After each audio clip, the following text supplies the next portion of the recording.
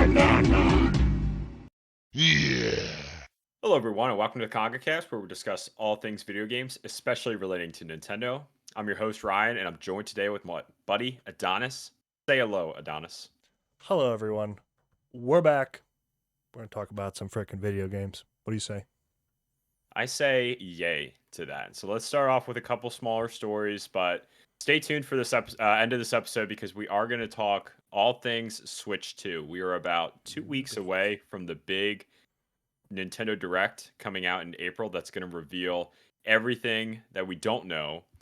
But we do know some things. So we'll get into all of that. We'll get into what we know, what we don't know, what we expect, and what we want. But before we get into that, let's talk about some of our smaller stories for this week. So, first one I have for you, Adonis, is that Niantic has sold their entire games division. Niantic is the developers behind Pokemon Go, Monster Hunter Now, and Pikmin Bloom. They have sold this off to a company called Scopely, which is owned by the Saudi Endowment Fund or Public Fund. So, uh, going from the hands of one mobile developer to another, some people aren't super stoked about the move to Scopely with some of the fears of monetization that Scopely is known for. So, what do you think? Yeah, well, first off, this is a massive deal. Yeah. Absolutely massive. $3.5 billion involved. Just a total monumental deal here. And this is part of a larger movement from Scopely, or the Saudi fund, to start investing in games. Specifically this and esports.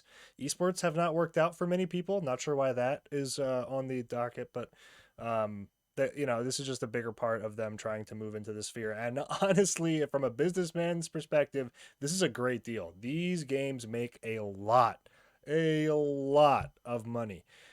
So my first reaction is honestly, it's a good idea on their part, but as somebody who has played one of these games, I played a decent amount of Pokemon Go. I still actually like Pokemon Go. I like the idea of getting you to go outside and move around. I've always liked that idea. Big, fitness guy. Um, and the monetization was already pretty bad because it's a mobile game. It just comes with the field. But to hear how bad that this new company is with the monetization, like it kind of sucks, right? It can only go downhill from here in terms of monetization when it was already so bad. And I really wanted to see how the games change because this is not a very experienced um, area for Scopely, and the games are good. Like, say what you will about mobile games, Pokemon Go has been fun. Like I said, don't know much about Monopoly Go, but I know a wildly large amount of people play it. And Monster Hunter Now is just straight up a good game. Like, Monster Hunter people love Monster Hunter Now. I haven't played it. I just not a big mobile game guy anymore. I Yeah. really don't Yeah. even play Pokemon Go anymore. Yeah, I know you can relate. Just not my realm. But I wouldn't be surprised if the quality of the game starts to dip as well. That could just not be the case. Honestly, I wouldn't be surprised if the games just didn't change at all. They already are in a good spot, and they may just hands off, just kind of maybe introduce some new content, especially in Monster Hunter Now with Monster Hunter Wilds being out. Um, and so to kind of sum this up in terms of my thoughts, and I'm curious to know to know what you think of this as well. Great deal in terms of the business side of things. Not great for the fans of these games. I see it almost exactly as you do. I honestly don't even know why, if you're Niantic, you would sell this off because Yeah. it is such a moneymaker for the foreseeable future. Unless you really think like Pokemon Go and other games have completely plateaued, or if you're just looking to pivot and get out of the games business altogether. I mean, they have like Niantic is obviously very skilled with their geo tracking technology. That is like the framework of Pokemon Go and Pikmin Bloom and other games they have. So perhaps they just want to like focus on that more. They want to spin off the game division, whatever. But I kind of see Pokemon Go and other games under this umbrella continuing to be successful. And I think in terms of the sale to Scopely, I think Scopely is about to make a lot of money. So, like you said, $3.5 billion deal to acquire these IPs and these games. I was not really aware about Monopoly Go or Scopely at all until I was reading about this deal. So, did you know, Adonis? Monopoly Go was the biggest launch game and biggest launch mobile game of 2023.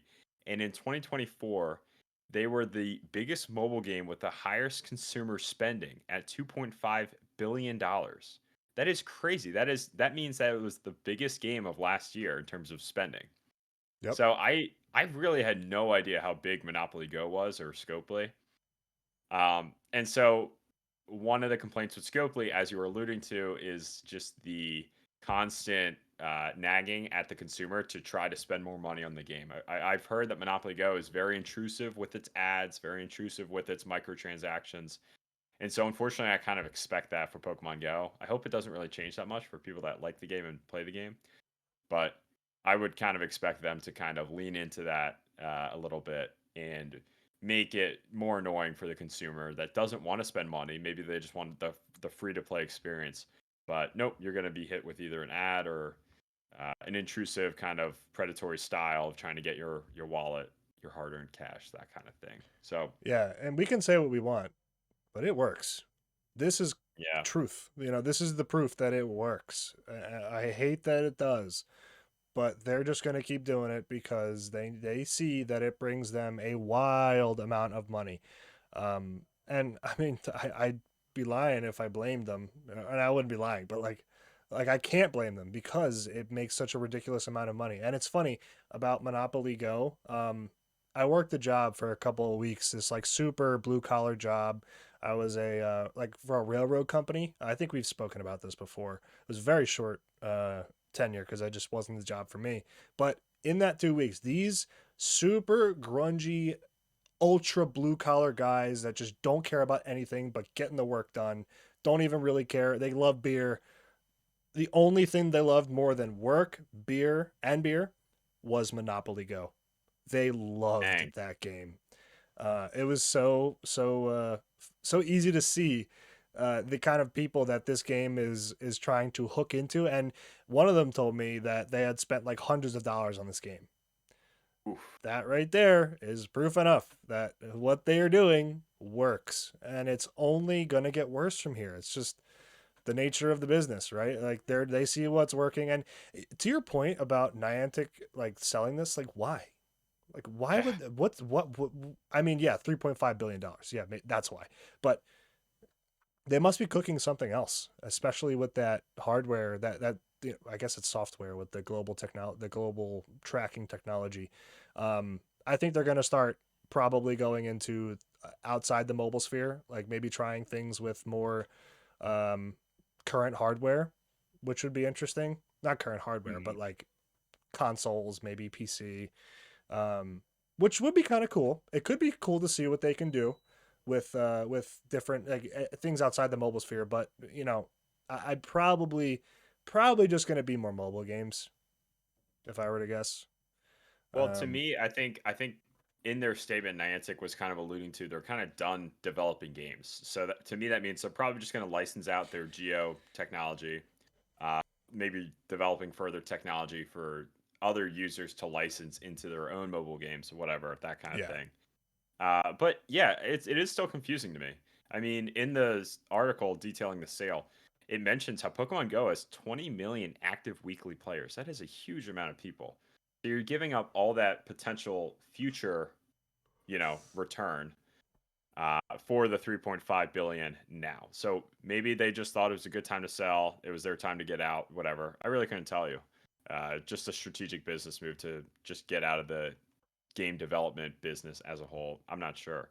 But seems really odd to me because I don't know why you would give it up yeah, when and you they were have good at it. games like Pokemon Go under your belt. Yeah, they really were good at it. It's kind of a shame because I feel that those were the only games, mobile games, that really were like the only example of games that I was like, okay, mobile games can be kind of fun. But and to be fair, I don't play any other mobile games outside. I haven't, and I probably will never. Like it's just not a thing I do. I know you can relate. So Yeah, yeah, I play chess on my phone. If you count that as a mobile game, that I play that game. But that otherwise, I doesn't really don't count. play a lot. That doesn't count at all. What's your rating in on chess.com? My elo is 1100 ish, Oh, okay. So somewhere like, around there. yeah. So well, mine's 0 because I don't play. But like that chess online, that's hard. That is really, really hard. It goes, yeah, people go hard on it. But yeah, Yeah. back to Niantic. So Oh, sorry.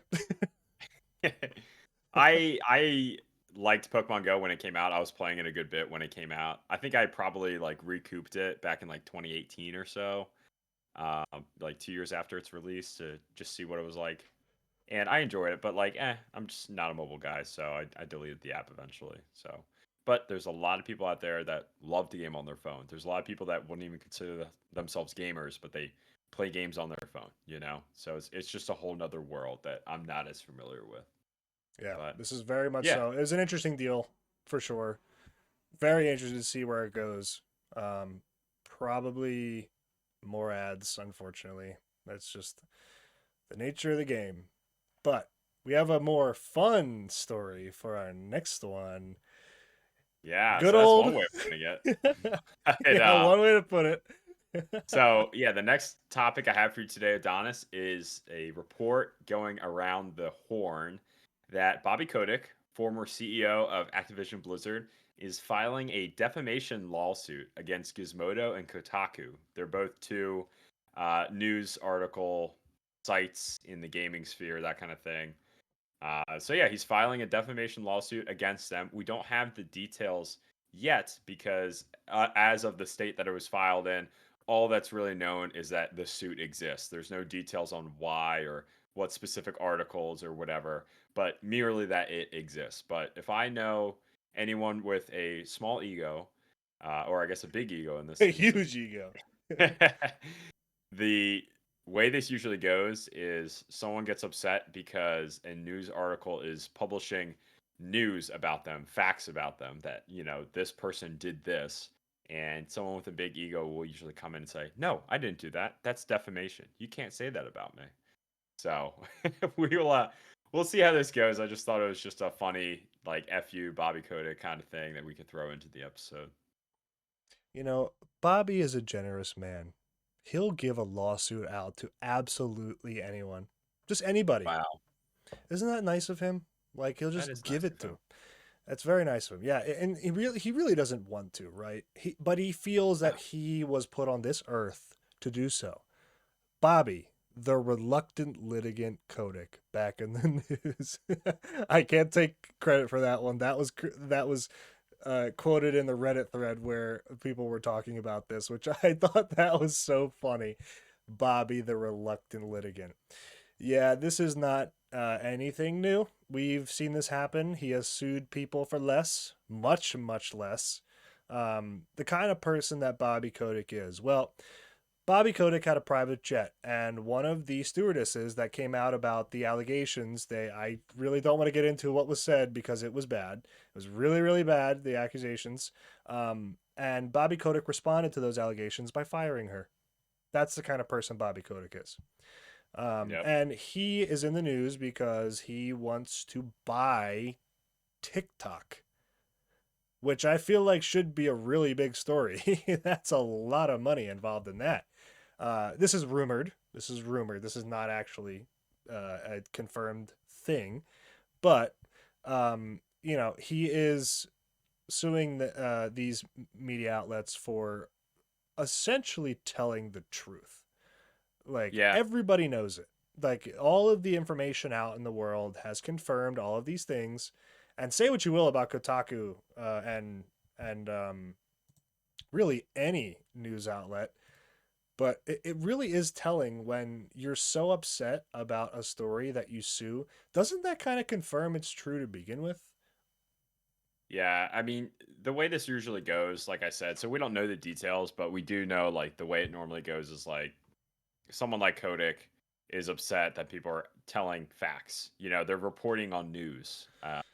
If they say, "Oh, he is a terrible person because he was mean to me," or he's a if you give you straight lies, I should say, straight lies about him, that would be defamation. But Yeah. I don't think there's any defamation here. I mean, these are news sites just publishing news. They're not really like, some personal attack on Kotick for no reason or some, agenda, whatever. But I do like this quote that I got to bring up. In 2022, there was a Washington Post article exploring Kotick's history of litigation, and they called him, quote, engaged in year-long battles against enemies big and small, and, quote, shown a willingness to devote enormous resources to even the most minor feud. So that is the kind of guy we're dealing with here. So if it's the same kind of guy since that 2022 article that was published about him, then I am most certainly that this is nothing besides his big ego just wanting to drum up some issues. Yeah, and you're totally right. It had everything that they were reporting on was just that, reports. It wasn't what the media outlet thought.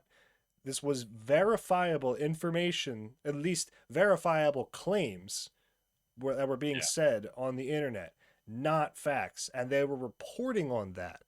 If you sue the media outlet for that, will you be like, well, those hurt my feelings and therefore I'm going to sue you? Like, what are you getting out of that? You're just, I know. you're just spending money on lawyers. It doesn't really make any sense to me. Yeah, or And trying to scare him off or something like that, yeah, I guess yeah, it's a fear tactic, right? We've seen that in litigation before, right? I mean, I feel like it's very much so common, and specifically the things that he is going after them about. At least, the complaint is that Kotaku and Gizmodo went out of their way to include withdrawn false allegations relating to the workplace issues with G/O Media, which G/O Media knew had been conclusively disproven by numerous investigations. So that specifically, at least from what we know, is going on here. No shock with this, right? This is very much so on brand for Mr. Bobby, the reluctant litigant Kotick. We'll see where this goes. We'll see where this goes. Just go away, Bobby. That's my recommendation. My final thoughts. Just go away, man. You Get got out your of here. golden parachute. Just go live your life, But who knows what's gonna happen next. He So did. He got a lot anyway, of man, money to leave. he got a lot of money to leave. Go away money. So Bye-bye. let's get into it, Adonis. Let's get into our big topic for the episode, the Baby. Nintendo Switch 2. Like I said at the top of the episode, we are about 2 weeks away from knowing just about everything related to this console. The Nintendo Direct that's coming in April is rapidly approaching. So I thought it'd be fun if we just do a little bit of a recap of what we know and then get into what we expect and maybe what we want. If we really wanted to pray for whatever we wanted in the world, that's what we would want. But let's get into what we know. So we had the reveal in January, but it was more of a soft reveal. It was more just like, here's what it looks like physically, and it's Right. coming. And we're going to tell you more later. We covered that when that happened. But since then, there have been some little tricklings here and there, some SEC filings, some patent filings, those kinds of things that trickle out little bits of pieces of info about this hardware. So let's conclude everything we know so far. We know the device is coming in 2025. We know there's a direct in April that's going to reveal more. We know the console is backwards compatible with Nintendo Switch 1, and there is heavy not even speculation at this point, but heavy evidence to say that there will be some sort of AI upscaling for Switch 1 games in the form of a DLSS, what you call it. I'm not super techie, but there are SEC filings out there that prove that Nintendo is filing for this ability to upscale images, which in theory would upscale Switch 1 games. We know of a mouse mode, quote unquote, where the Joy-Con can effectively act as a mouse on your coffee table or whatever. Again, through SEC or patent filings for that one. So we cool. know there is Amiibo support. We know there is Wi-Fi 6 confirmed, which is better than Wi-Fi 5. And you don't need to know anything besides that 6 is better than 5. You're going to have better download speeds, online play, that kind of thing. We know that both USB-C ports can be used for charging, both on the top and the bottom of the console. And we know there's a new Mario Kart. And that's all we know. So it's really like just little bits and pieces here and there. What do you think, Adonis? There's just a lot of little crumbs of what this device is, but we don't have the full picture yet. To see what we got so far and to not actually know the rest, this is a great starting point. Yeah. To know this is I mean, some of this could be false, or at this point I don't really think it could be. Oh, Pretty sure this is all everything I just said is, patent filing or SEC filing. It's okay. all confirmed. Yeah. Right. Okay. So this is very much so an impressive ground floor here. I understand, at least to my knowledge, I think their Wi-Fi 7 has made its way into the market, Yep. but not on a large scale. Wi-Fi 6 is perfectly fine, at least for me. I think the Switch desperately needed faster download speeds, just needs better overall Wi-Fi functionality. This is a huge improvement. I don't really think this can be, understated. Um, that this is such a massive improvement. It's cool. The mouse mode is really cool. I just think that's cool. Like I kind of wish I could do that with like my Steam Deck, right? I'm sure you can agree. Like we kind of have to just plug in third party products, which is fine. But to have that like built in, that's cool. I think that's really cool. The USB ports is such a beautiful quality of life change because you can like for our watchers that are actually watching the video, you can play your Switch like this now while you're in bed. You don't have to, kind of finagle it where like it's in the bottom. There's one on the top now, which that on the Steam Deck, that's how it is. Like I think that's the only USB port on the Steam Deck is on the top. Yeah. Which was like the most annoying thing about the Switch 5 or Switch 5, the Switch period. I am jumping way too many generations ahead. I'm getting too excited. Got to calm down. Deep breaths. And amiibo support, it's just cool. I like amiibos. Like I don't know. I like collecting amiibos. I love how they can help you in game. I don't know. That's the kid in me. It's You nice that know? it's there. Like my world would not have been destroyed if Amiibo did not come No, back, but it's nice that it's there, you know? no. It's nice that it's there. And then the most important thing out of all of this, new Mario Kart. Yes. And 24 racers at 60 FPS, at least from what we saw in the trailer and from what I've heard out and about. Yeah. This is exciting. Imagine what the courses that are designed for 24 players will look like. Ugh. Yeah, dude. I am more hyped about this game than I am the Switch 2. That's a bit I am hyperbole. I'm no, I'm very I don't think that's hyperbole because what good is the Switch if it doesn't or the Switch 2 if it does not have good games? So yes, this is the most important, most exciting thing to me is the fact that we got one game, which was about 20 seconds in the initial January reveal. But yeah, it is what looks to be a new Mario Kart, 24 racers. Uh, we can assume there's going to be more characters, more items, more modes, all that good stuff. But I'm just excited for new Mario Kart, man. We've been playing Mario Kart 8 for a while, over a decade at this point, if you count the Wii U release. That's a long time. I'm ready for just a new feeling Mario Kart with new physics and all that good stuff. But yeah, I mean, everything else I touched on, the mouse mode, the Wi-Fi 6 support, amiibos, everything's nice. The most important things we don't know are like the CPU, GPU, RAM abilities. Those are the things that are really like the give you the horsepower in the device. From that, we'd be able to, make better conclusions of what kind of games can run on this device or what tech would it be comparable to. So all of that is still to come. I'm sure that'll be a part of the April presentation, or maybe it'll just be like a press release afterwards. Maybe they don't put it in the video itself, but yeah, I kind of expect the Switch 2, the Nintendo Direct in April, to be like the full coming out party for the Switch 2, where they're showing off the games, they're going to show off the price point, they're going to give you the official release date instead of just saying 2025. All that good stuff. So, anything else on what we know before we get into what we can expect? No, I think that really covers it all. Expecting stuff. This will be an interesting conversation. Yeah, dude.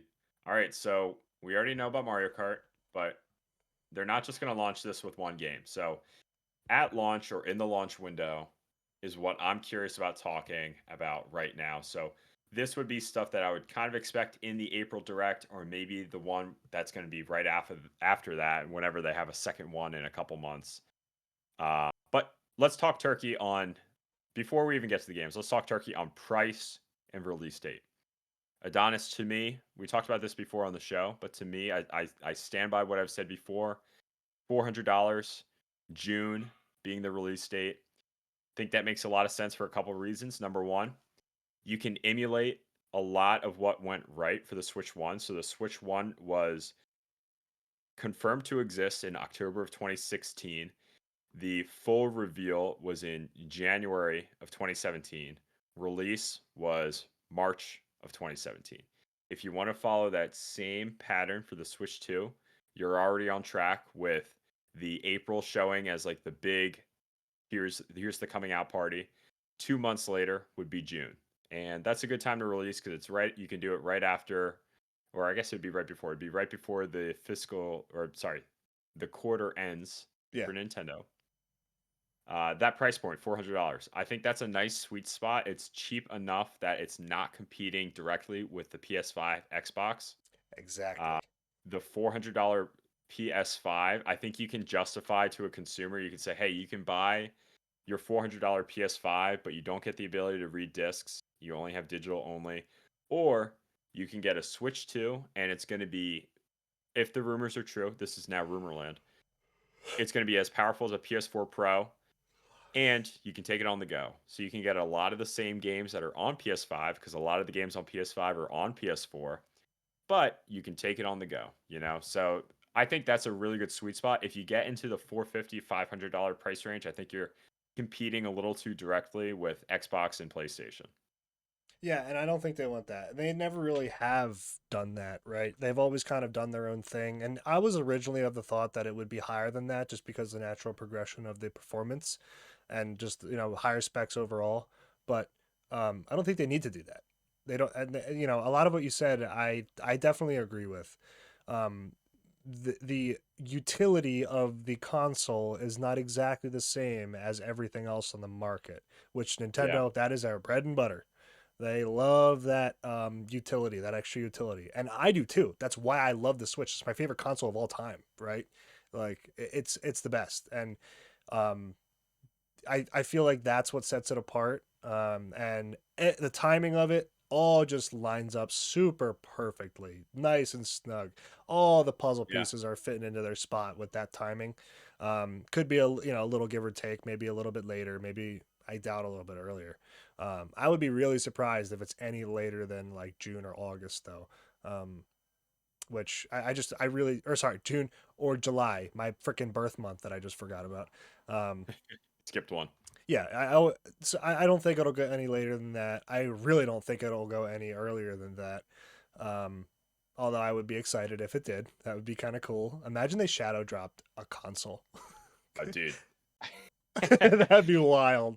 Adonis, first of all, yes, that would be wild and crazy. But Adonis, do yourself a favor, look up the Sega Saturn, because that is exactly what they did.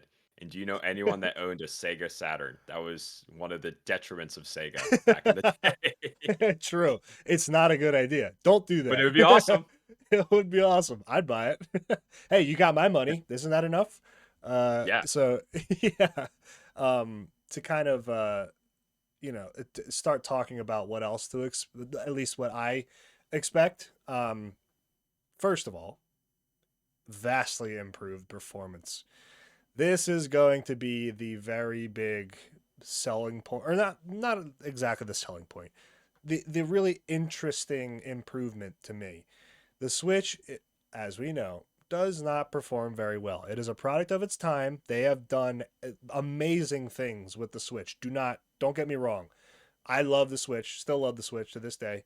But it needs, increased performance, and their competition for me mainly is the Steam Deck because that's the only other handheld console I have.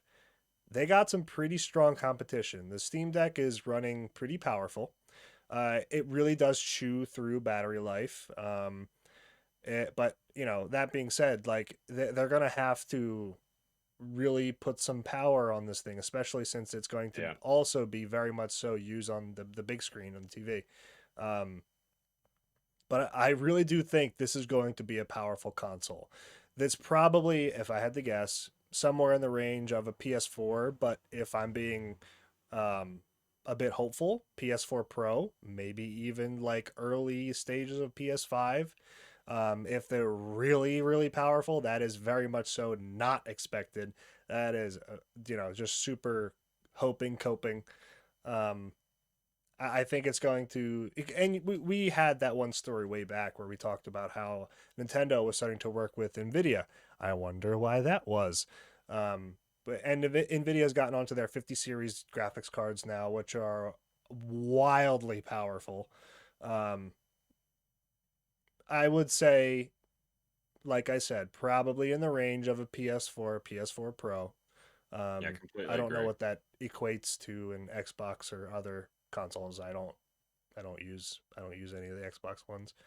Um, so yeah, that's kind of what I'm thinking performance wise.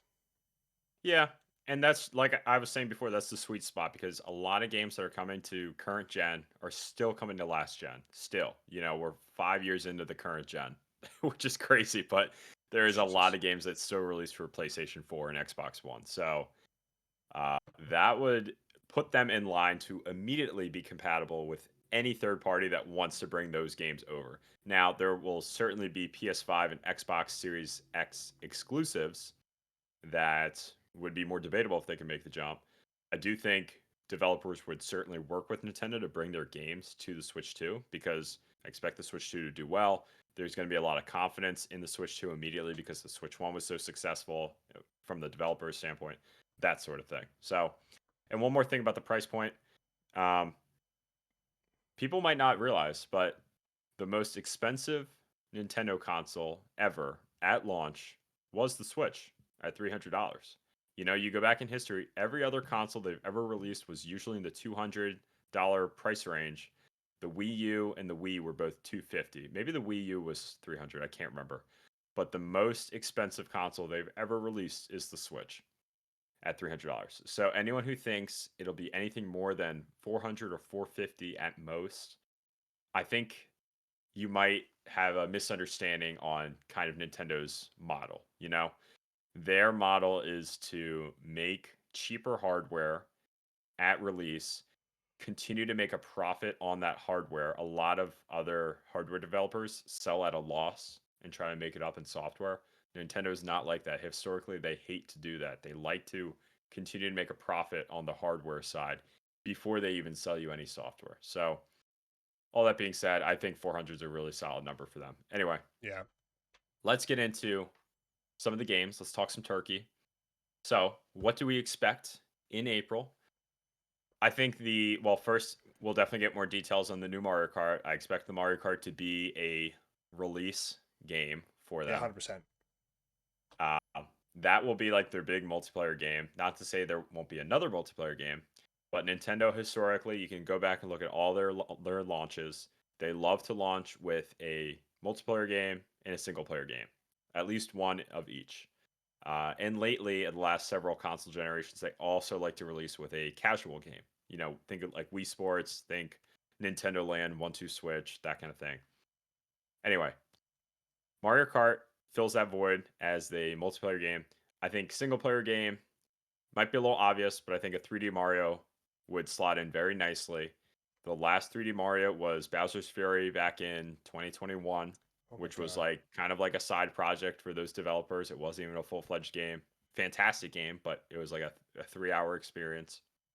Before that, the last big mainline Mario was Odyssey back in 2017. That's a long time. Sure So we is. know Nintendo's been cooking. So those are the two I have right now. I certainly have more, but I'll break for you. Mario 2. Yo, they're gonna do it. I'm sorry. I had been waiting that whole time to say that. Yeah, so, they're cooking up something pretty monumental. And it's what's so exciting about this is like it can be a lot of different things. I don't think it'll be anything Zelda, right? No, Because we too just early. yeah, too early. It's been we just had TOTK. We just had Zelda game. What was that called again? Echoes of Wisdom Echoes last of year. Wisdom. Did you play that by the way? I did. Yeah. What were your thoughts? It was good. I can tell you more in what we've been playing recently. I actually was Oh, playing it this week. So I oh, definitely have some wow, thoughts on that game though. wow. What are the odds? Yeah. So yeah, we just had that. Don't think it's Zelda. Well, all right. I'm gonna save this for later. I was gonna say a thing, but we're gonna talk about it in the next segment. 3D Mario. Everybody knows the worst part of being a Mario fan is waiting for the next game. At least 3D Mario fan. Like 5-ish, 6-ish, 7-ish years between each game. It's like between Yeah. 5 and 7 years usually. How many years has it been since Super Mario uh, Odyssey? Right? Yeah, since 2017, you know? So they're due. They've been They're cooking due. something for sure. They've been cooking something big, and I like 3D Mario is a lock. It's just such a lock for It just makes like so being an much sense. amazing game. Yeah. I'm not necessarily saying it's a lock that it's gonna happen. It's if it does happen, it's a lock for amazing video game. Um, just I really can't think of a more solid lineup of games than I can for the 3D Mario games. I am so excited to see what they can do with Mario with this kind of hardware. Can you imagine, bro? Oh my god, like the literally like limitless. I struggle to imagine like anything more creative than the Mario we've already gotten, but this is Nintendo. Like they never run out of ideas, and those ideas are always good. What do you think? Yeah, and Odyssey was just so amazing too, to the point where it's just like I I I have full faith in it. I didn't like 3D World on the Wii U as much. So Odyssey was just nice, such a nice coming back for me for 3D Mario. You know what I mean? Yeah, And I have full faith in Nintendo to develop another good 3D Mario, like they do every console generation, basically. But other games I had on my list, so hear me out on this one. Nintendo loves their casual games. Ring Fit Adventure sold stupidly well on the Switch. I'm gonna project Ring Fit Adventure 2 for the Switch 2. And either at launch or within the launch window, it might be a little weird to immediately try to sell a peripheral, like the Ring-Con 2.0 or whatever they would need when it's so close to the actual hardware sale. But I think it would make sense timing wise. Ring Fit Adventure came out in 2020 or 2021, if I recall correctly. So it's been a bit now. Like I said, Ring Fit Adventure sold very well on Switch. It was basically like the Wii Fit of the Nintendo Switch era. And I think they're going to continue with that. I like the game personally. I've played it. It was a decent workout, and it was actually just a fun game. It was basically like a RPG with like aerobics to like defeat the enemies. It was like really yeah, cool. totally. Like that for me, I feel like we need more of that. Like I really Yeah. do love what it does for people, coming from a fitness background, which I mentioned before. Like I love stuff like that. So I kind of hope this is the case as well. Yeah, and Nintendo, like part of why I love Nintendo, and it's partly why they're stupid sometimes, but most of the time it works out that like their casual experiences are usually really fun. Think Yeah. of Wii Sports, Wii Play, Wii Fit, all those games.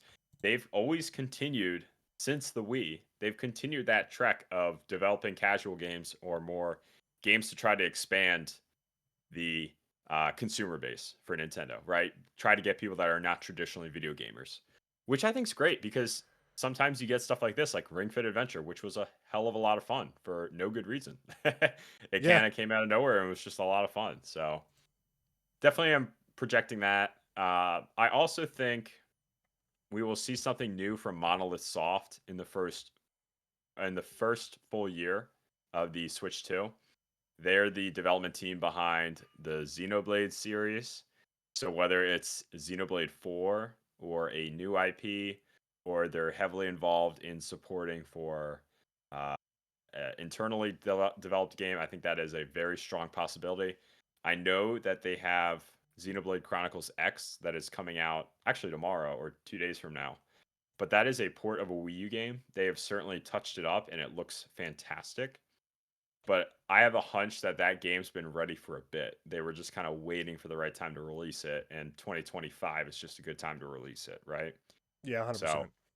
I think they've shown before. I mean, they helped with Breath of the Wild. They've helped with Animal Crossing: New Horizons. Like they are one of the most trusted developers from Nintendo, clearly, and they clearly have their ducks in a row. They can produce really high scale, fantastic games at a quick pace.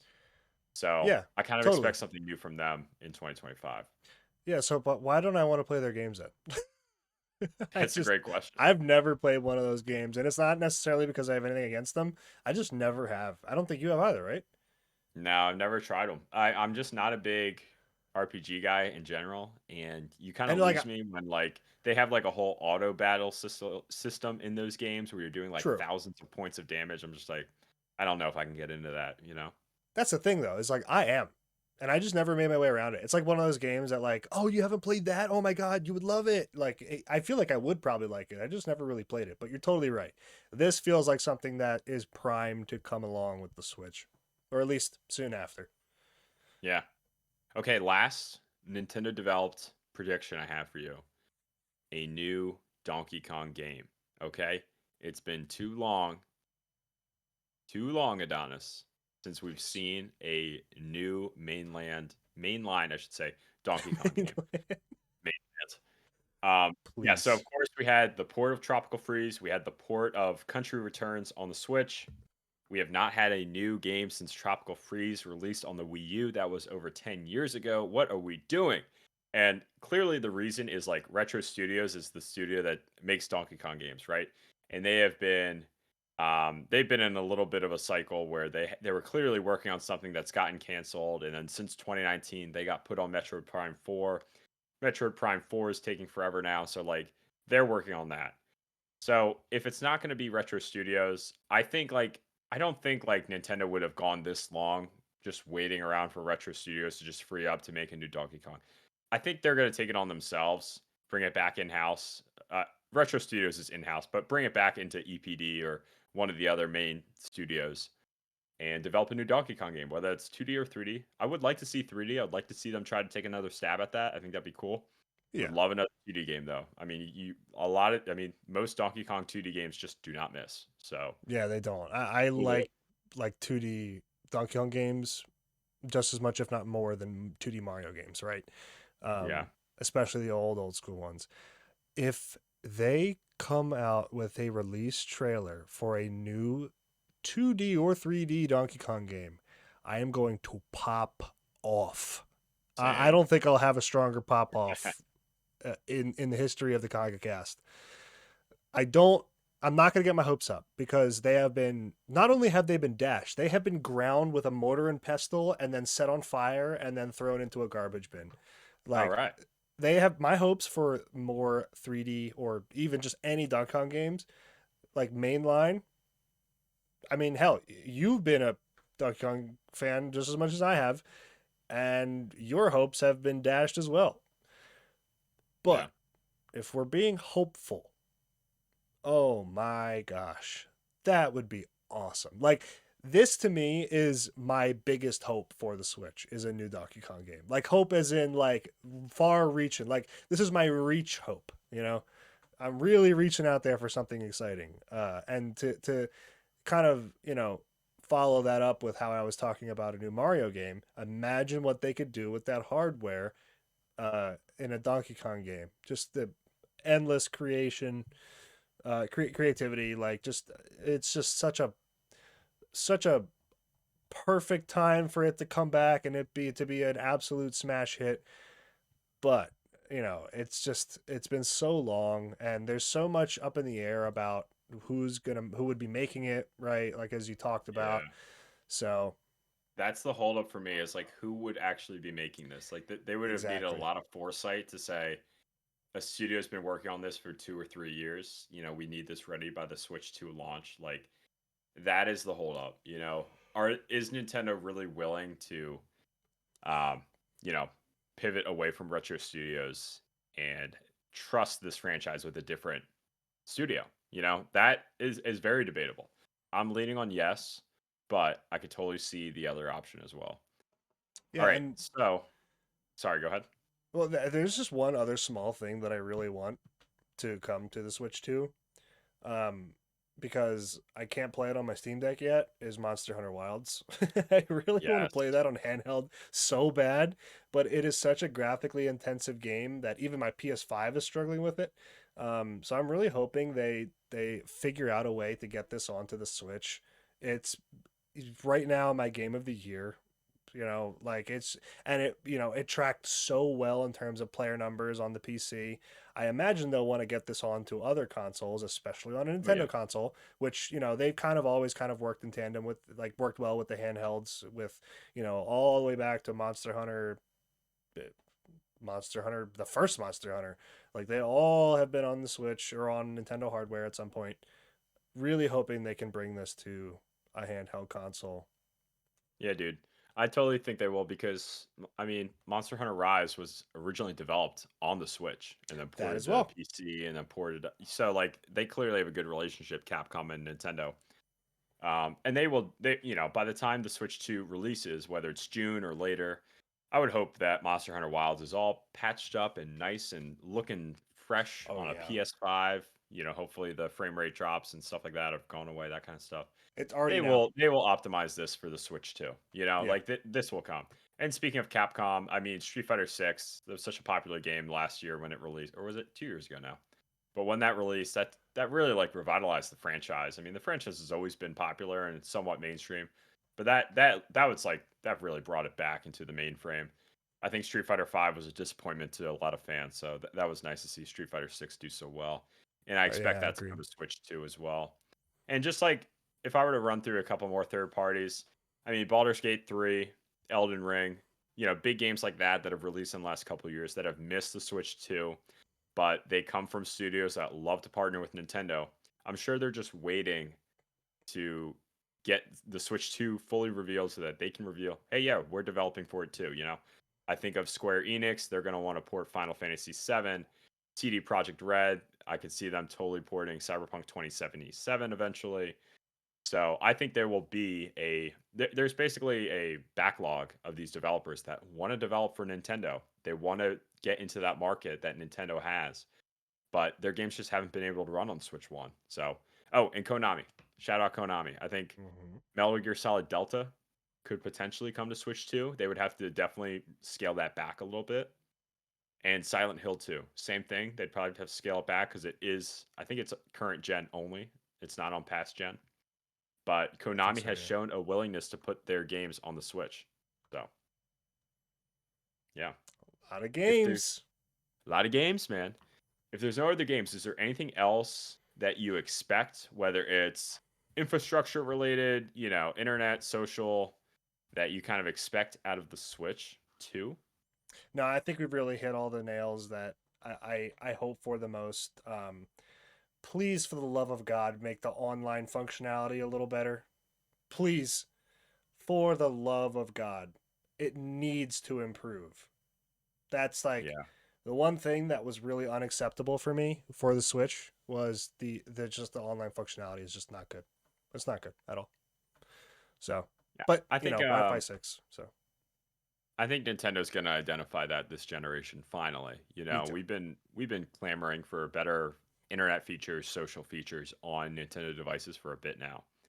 I think this is the time for them to do it. The way I see it, Nintendo Switch Online has I think 40 million users last time it was recorded. That's a good chunk of Wow. people. I mean, Yeah. that's out of 150 million units. That's a good chunk of people that you have on your base, right? If you want to keep them subscribed, if you want to keep them engaged, you're going to want to bring more features. So I think we will finally get, native voice chat, easy drop in, drop out of lobbies, friend invites, that kind of thing, uh, on the Switch too. Because the Switch One, it kind of works sometimes. The chat that Nintendo expects you to use is an app on your phone, which is pathetic. There's no That's reason to just use that pathetic. app. So I think they've wised up though. Like there have been better online experiences from Nintendo the last several years that we were not getting in the early parts of the Switch One. So Yeah, and if they want to really tap into more of the market, like this is just a slam dunk. yep, absolutely. Okay, what we want Virtual Boy to come to NSO. I'm kidding. I'm kidding. I'm kidding. Okay, We but what we actually want, pie in the sky. If we're gonna do pie in the sky dreams for this console, I actually do want Virtual Boy in the NSO because I think that'd be kind of sick. But more importantly, GameCube coming to NSO. That'd be awesome. I don't think it will happen, but that'd be awesome. I want a port of Kid Icarus Uprising. It's not going to happen, but please, can it happen? Just please. I want a ground up remake of Ocarina of Time. I don't think it's going to happen, but please, can we just do that, please? Those are my pie in the sky. I really want this, but it's not going to happen things. ground up Ocarina of Time remake made by Nintendo. Can you imagine? Oh my god. Oh my sweet Jesus. I'm sweating. I'm sweating now. I'm gonna calm down. Yeah, that really is, especially the Kid Icarus Uprising. I'm sorry to say, yeah, that's really up there. But the Kid Icarus Uprising has a bigger community than I thought. It a lot of people absolutely love this game, and I know we talked about it at length before, so I won't go too deep into it. But like, it makes sense. I think it would sell well. I really do, especially since all this time down the line, it's still got such a sizable community, you included. Um, the Virtual Boy thing, I don't know about that, but the That will GameCube never thing, happen. yeah, that would the GameCube thing. Nintendo hates the Virtual Boy. They want everyone to forget about it. I wonder why. GameCube would be awesome. I do think that will happen eventually, but they don't like the GameCube much either. I really don't know why that is. Um, I love the GameCube. It's my first Nintendo console ever. Not that I actually didn't own a GameCube, but it's the first console that I used. I never like before we obviously. Um, but yeah, for me, like next to a Donkey Kong game, the Ocarina of Time ground up remake, that is the next best thing. Oh my god. I mean, I'm to be honest with you. Now don't murder me for saying this. I love Majora's Mask a little bit more. That's okay. You're I allowed to have love that opinion. I don't necessarily think it's a better game. I just like I enjoyed playing Majora's Mask more because it was a little more creepy, a little more like sinister. I just like that kind of game. Shadow the Hedgehog games as compared to Sonic the Hedgehog games. I just love the theme of Majora's Mask and you know, it's either one of them, honestly. I don't know why I'm being picky about something that doesn't even exist and probably won't exist, but oh my god, that would be awesome. Yeah, dude. If they were to do either one, I bet they would do OOT. But I love Majora's Mask too, man. I mean, Majora's Mask is fantastic in its own way, and it would be cool if they just did both. I mean, why the hell not? If we're gonna just speculate and say everything on our wish list to Santa, why not give us both? That's what I Yeah, say. exactly. Like if this was a Sony property, they would have remade it like 10 times by now. Absolutely, dude. Sorry, Sony. Well, Taking we strays. don't have to wait much longer. 2 weeks, Adonis. 2 weeks until we know everything there is to ever know about the Switch 2. And then we can throw out this episode and we can talk all about what they actually reveal. So, listener, stay tuned to that because we will definitely be covering that once that hits our internet waves. You So, bigger sweet bippy. anything else Switch 2 related before we talk about what we've been playing recently? No, that's about as much speculation as one can do. Yes. Yes, that is true. All right, why don't we get into what we've been playing? And I was talking about it earlier, but I was actually re-picking up The Legend of Zelda Echoes of Wisdom this week. And I played this when it released. I did not like it as much as I wanted to like it. I did not like the main mechanic. The main mechanic is that you play as Zelda and everything in the game you can make an echo of. So instead of fighting with a sword, you can summon a little goblin to fight with a sword for you, or a moblin, whatever they call them in the Zelda universe, that kind of thing. Actually, it's a moblin. Actually, and it's also used for like puzzle solving and stuff like that. And I just was not connecting with the main mechanic as much as I would have liked to. I got, I was like playing it off and on throughout September, October, November. I took a break from it for I guess the whole year until just randomly this week. I'm like, I gotta like go back and finish it. I was like 2 dungeons away from finishing it. So picked it up again and completed a dungeon. So I think I got one left if I'm gauging the game correctly. And I had fun doing it. So I was like, okay, I think I like it again. You know, I at least like the dungeon aspect. I don't necessarily like the overworld, the combat as much as I would like to. But yeah, it's a good game, man. Yeah, it's the general consensus from what I saw, right? Like kind of middle of the pack, very much so. A good game, maybe not a great game. Not everybody gelled with the mechanic a lot. Um, and I feel like this is pretty monumental, like playing as Zelda for the very first time, pretty cool. But that doesn't necessarily translate to a good game. It's just because you're playing as Zelda now. That's not really a mechanic. It's just like a thing. Like it's just part of it. It's there. Um, my favorite part of this, as an outsider who has not played it, is the bed tactics. Just nothing like the good old bed tactics, which Yep. I think is funny. I love stuff like that. Like that's why I love Baldur's Gate 3 so much, is that you could do so many things like that. Um, and I feel like Nintendo's good at building systems like that. For example, um, Ultra Hand in Tears of the Kingdom, which is one of the most creative and cool mechanics in any video game I've ever played. Um, so I feel like that's kind of what they were going for here, but it was pretty limited. Which do you agree with that? Yeah. I My thing with the main mechanic of Echoes of Wisdom is it just feels too cluttered. Like there's like 100 different things you can echo, but it's like you don't want to use any of them. You know, you want to use the bed so you can heal, and you're gonna have one or two enemies that you like to watch them have combat. So you just use those. You know, so like in a list of like 100, you have to sift through each one individually to get to the one you want, and there's not a good way to search or sort. There's like five Yeah. different sort options, but it's like one of the sort options is like what you used most recently, and I always have it on that one because I'm always going to go back to these five, so it just feels very um overdeveloped and like really not integrated in the way I would like. And I also just don't like the passiveness of like just watching enemies fight each other. I don't know. I Yeah. never really thought that was important to me in a Zelda game, but I guess I really do like being able to swing the sword as the main character and do the damage yourself. You know, it's not the focus of 2D Zelda for sure. Like the focus should be on puzzles, and it still is in this game. But the combat being that weak is like a detriment to me. Yeah, I would agree with that, right? I feel like a lot of what makes like the I don't love that mechanic either. And like I like Pokemon, but you're still choosing what moves that Pokemon does, right?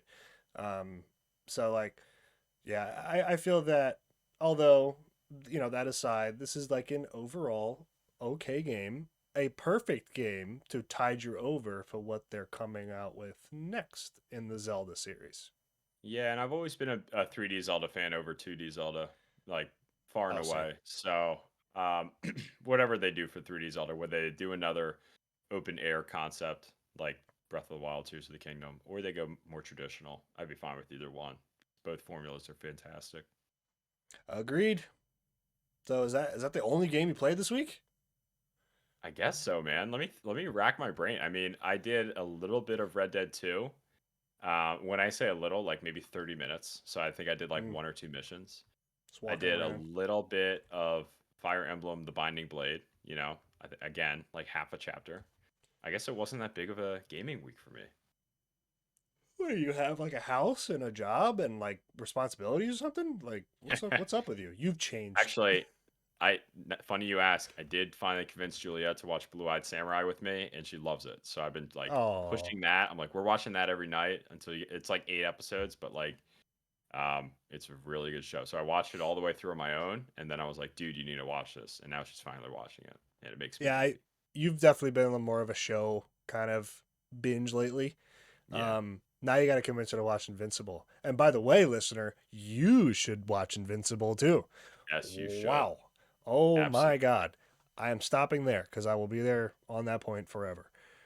For me this week, more Ashes of Creation, of course. Of course I have. What has happened for Alexander this week? Well, Alexander has taken more of a direct approach to the ongoing battle between the large factions in Vera. He took part in a massive. We were supposed to go to war with the desert, but the forces of the desert could not muster in time, so we had to use our being the pirates, the actual pirates. We had to use our forces for other means on that day. Instead, we decided to take a vast quantity of resources and trade goods across the entire playable area in 8 or 9 big caravans worth of goods, and we defended those um, against two large guilds that came after us. Alexander actually fell asleep in the middle of the battle, meaning my power went out and I couldn't get back on. And I eventually my power came back on and I logged back into the game, and it ended up being a strategic advantage because the battle was going on far away from where I was, which means I could get a sneak attack on somebody.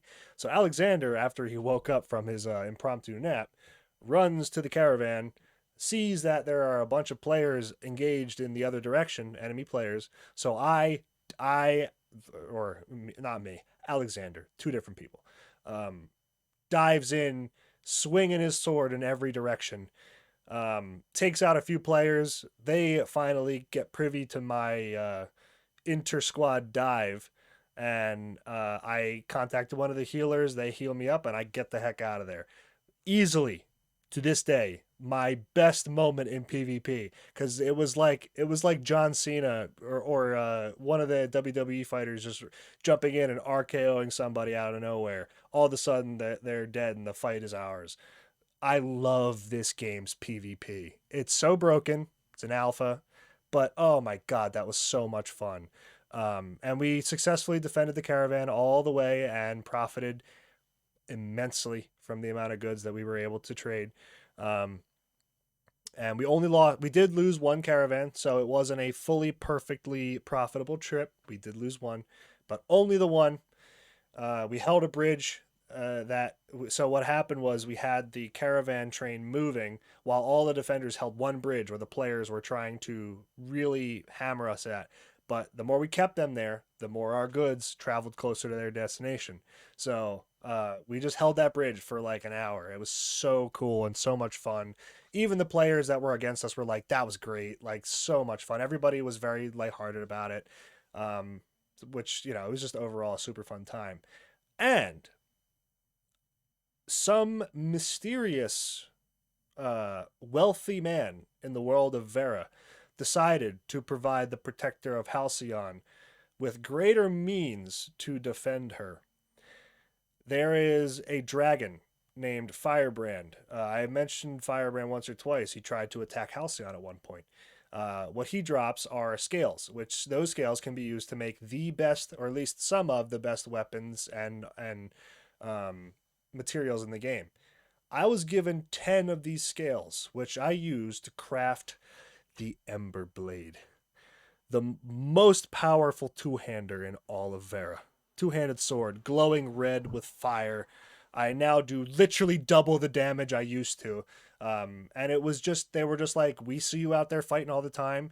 We want to give you a better weapon. And they just gave it to me. They being other people in the Pirate Guild, which was very nice of them. And oh my god, it feels so good.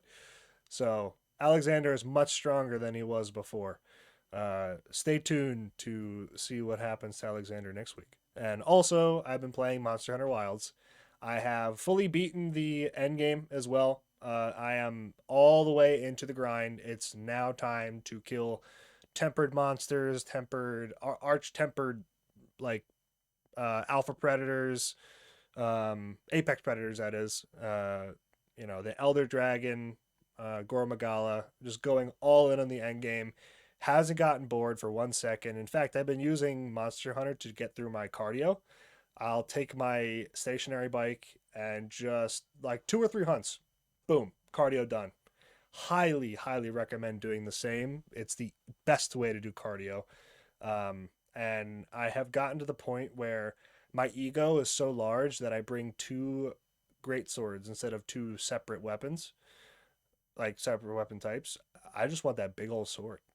And I want not only that big old sword, I want another big old sword that looks a little bit different. So like I can kind of vary how it looks on my back. So like my effectiveness as a hunter has gone down, but the drip has gone up. And that's all that matters. So, so yeah, that's what I've been playing this week. I literally haven't played anything else. Nice. Kind of dope. Same old for you. I respect that a lot. Creature of habit. Yes, sir. Awesome. All Well, right. I think that's going to do it then. Should we wrap up the show? Yep. Let's do it.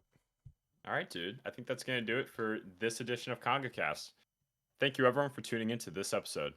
If you like what you heard, make sure to rate 5 stars on Spotify or Apple Music and follow the show to hear more. To stay up to date on the show, make sure to follow us on Twitter at KongaCast. For all business inquiries, please email kongacast@gmail.com. Thanks again for listening. Have a great day, and we'll see you next week. Bye bye. Take care.